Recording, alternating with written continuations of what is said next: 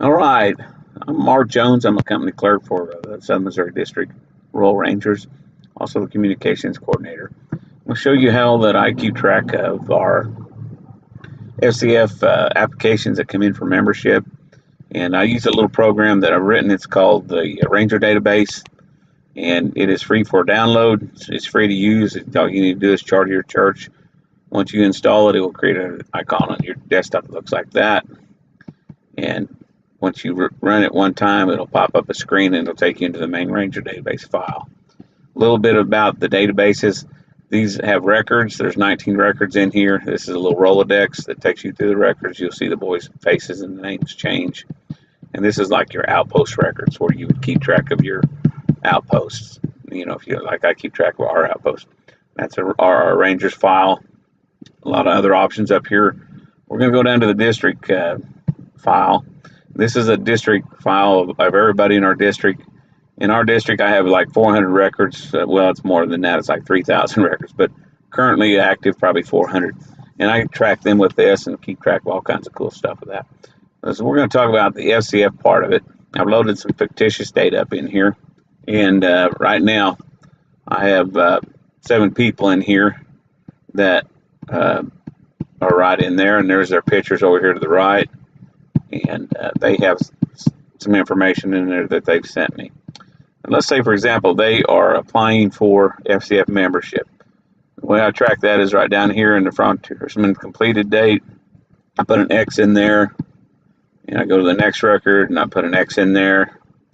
And, of course, you can find the information. Let's say they're in your district, but they've never been in FCF. You could also do a find of their first name, last name, and then pull the record up and put an X in there. So right now, I only have, I'll click this find button, I have 3 records in there. Now, being a company clerk, they will send you emails.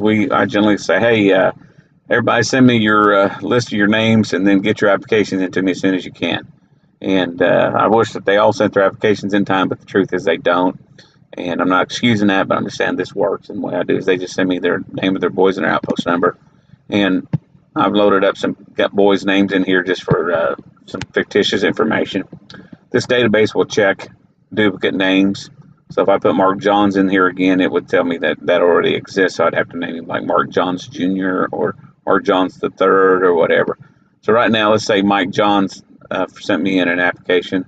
So I just go new record, and I could either come over here and type in, copy that, or just paste it in, or I can just simply type in Mike Johns. And then I'm going to schedule him for a FCF, applying for membership. And let's say Jake Rhodes. So go new one here, and Jake, Jakeroad. And we're also going to click him here. And as they send me their information, I'll fill in the rest of this information. But right now, we have them on a list. Let's say we also did Randy Jones. Let's go new record, Randy Jones. Okay, now, it's only as good as you type, and it's only as good as that. So there we go there. Now, I'm going to type in one here for a new record of Mark Jones. I think he's in here, but maybe not. No Mark Jones. Let's do another new record called Mark Jones. And it should just tell me, it says, okay, that's a duplicate. You can't do that. So what I would do is I'd put Mark Jones the second, or Mark W. Jones, or whatever I wanted to do. Let's just say, let's just go with Mark W. here. W. And go with that. And I didn't tag him for FCF, but we'll go ahead and do the other one as well. I'm going to go back one record and click on that one. Okay. Now, how to find this information, just click the find button, and now has 7 records out of the 15 in my database. And another way of doing it is just click find right here, go in here, click in that field and put an X in there, and then perform find, and it will find the same information. So let's go records, show all. That shows every record in the database. You can sit there and Rolodex through them, all that information like that. Let's say I want to find the ones that are applying for membership, and there they are there. Okay, so basically what that's doing is that's giving me a list people for our Frontier Adventure. So then I can proceed to tell the rest of our chapter people that are doing various things that we're going to have, let's say, 25 or 30 people for our membership, our Frontier Adventure. And I can get that out to them just as soon as they can.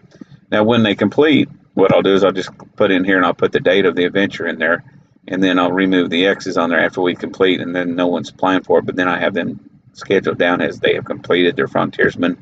Same for Buckskin Wilderness, and there's some other things in here that we're not going to get into, but trappers, you name it, all the trappers configurations are in here.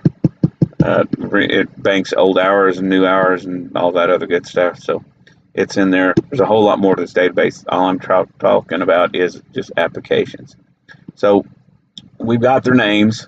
Let's go ahead and look at the FCF register. Now this is a register that we would have in a book, and it would be set up for them to sign up for their Frontier Adventure, and they'd put their X in there with a quill pen, that kind of a thing. And of course that looks funny just because of the way that is done there. I don't know why, but it's looking funny. And call out list. This is what the chapter president would read out at powwow when they're doing a call out. And also it tracks if they're paid and their outpost number. So we can kind of follow up with that as well. That goes back to that kind of thing. And then let's go back over to the FCF part. It does membership card. So you can print these out and preparate them and shoot them out. And you don't have to, that way you don't have to fill in all that stuff. And of course, get your president and your scribe to fill those out. So there's the back of it. You can print that out and cut them out and have them ready to go. Or you can buy the cards, whichever way you want to do it. I don't think they'll get upset with us over a few cards. And then let's go back. There's another thing in here. Your Frontier Adventure. So you got these candidates that are coming in. Let's look at the Frontier Adventure. This will create a letter for each person, like that. And this will create a list of their outpost numbers. Now, currently I don't have anybody with their outpost number, I don't think. Let's just click Find, and that will create a list of all the people that are in there. Okay, well, I don't have any outpost numbers in there, so it's not going to find anything. But if I went through here and gave them all an outpost number, let's just say we did 6 on this one. And let me go to the very beginning of the records. And we'll say this one was 5 for praise. And let's say 97 for that one. And this one was another 5. And this one was a 7. And this one was a 153. And then we get on to whatever. So anyway, we'll just go back over here and I'll show you how that thing works. And we'll go into Frontier Adventure, click down there and run that one more time. And that finds we have 7 records. Let's create a list of the guys that are in there, and it will populate. Those are the number of the boys. Not all of them have an outpost number, but that would create it.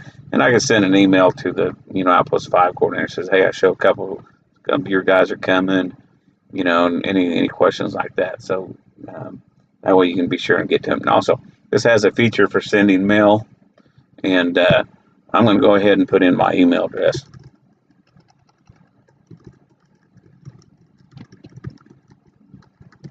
And I'll show you how to randomly put it in.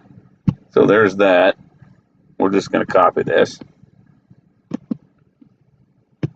and go up here to records, replace field contents, and that's going to put my email in that thing for all those 7 records. So now they all have 7 records. Now, this is designed for them to have their own email address, but just for the sake of showing you how this works, you click this right here, and it's going to send every one of them, these boys or these guys, with this information and their outpost number, and then send it to them an email, and they can print this off as their application letter.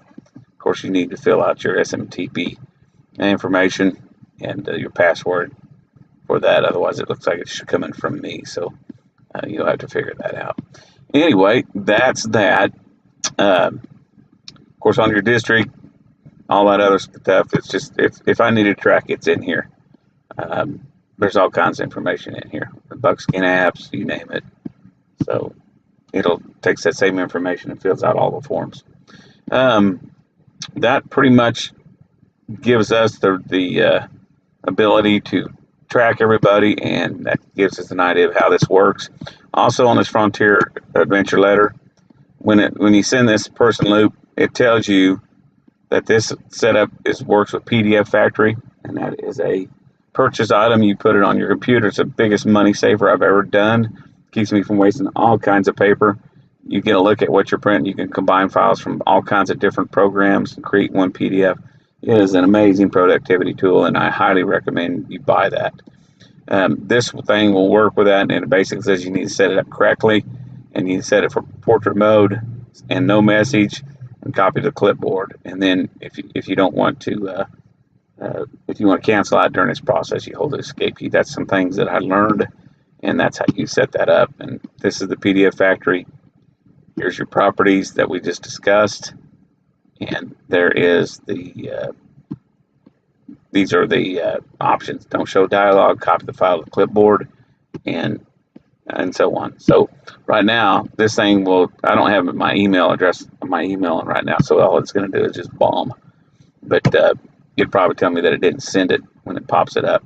Anyway, it will go through this deal. It's telling me that because I don't have my email turned on right now. So it's going to go through there and keep doing that 7 more times until either I get tired of hearing that, or I hit this key, like I'm going to hit this escape key right now, and that will escape out of the script. So we've stopped that, but basically that would have sent that letter, this letter right here, to every one of these people, and they would be ready to go. So pretty sweet. Been doing it a few years, and if it can help you, I'm glad for you to use it. And we'll go ahead and close out this video. It's 12 minutes. Thank you.